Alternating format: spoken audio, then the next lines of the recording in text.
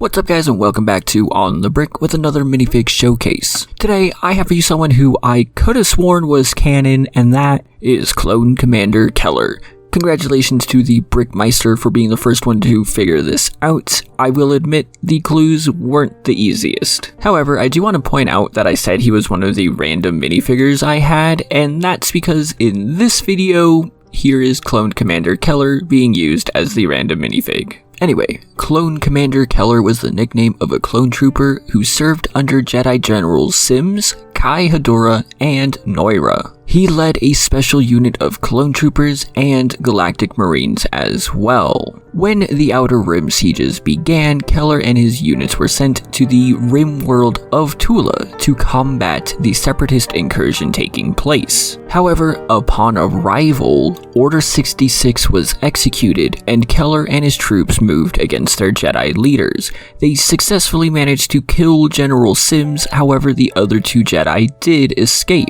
At least temporarily. If you want to know the full story, his one and only appearance is in Star Wars Republic: Into the Unknown. This version of Commander Keller does come from CloneArmyCustoms and is actually one of the cheaper figures on the site at only $28.50, and that does include the cloth. Now, my camera had a little bit of a hard time picking this up, and you should be able to see it better in future shots. However, I want to point out that the grayish looking lines are actually supposed to be light blue, and they are on the figure. Coming from CloneArmyCustoms, you can expect a good amount of detail on here while also not going overboard. The clone armor looks like clone armor, the extra markings look really nice, all the printing is extremely clean. It's exactly what you expect from someone like CAC. There, I said it like that. This is 360 degree printed, and I just want to point out the one part of this that I never like is like these big, thick black lines here that just look like they got smudged. But then again, I also love the extra details on the arms here for like the extra ammo packs and whatnot on there. Partly because you are supposed to have the cape on, and partly because it is a clone.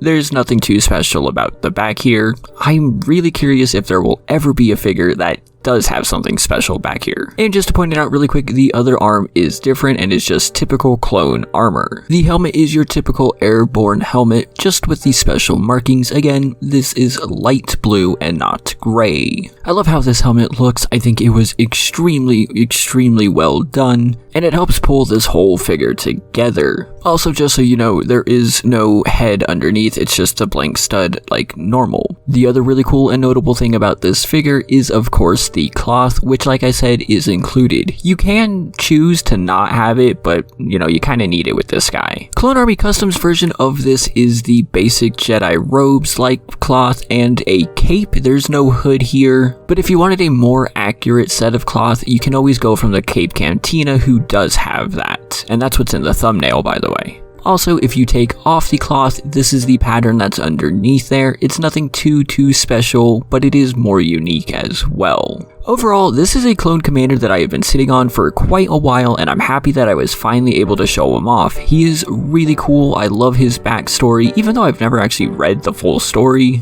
and I could have sworn he was in the Clone Wars somewhere, but obviously not. Whether you've read his story or not, I do think he's one worth picking up. And do you know what you do when your ship is lost? You get a new one. Next week, we're going to be looking at a Jedi who's a little animated.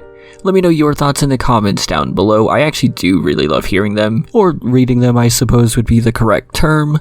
Remember to like, comment, and subscribe, as that helps a lot, and seriously do consider checking out my Patreon. I could always use the support there as well, like all the wonderful people you see on screen. Also, you get a discount on my store and instructions. And a double thank you to Jonathan and Project Elements.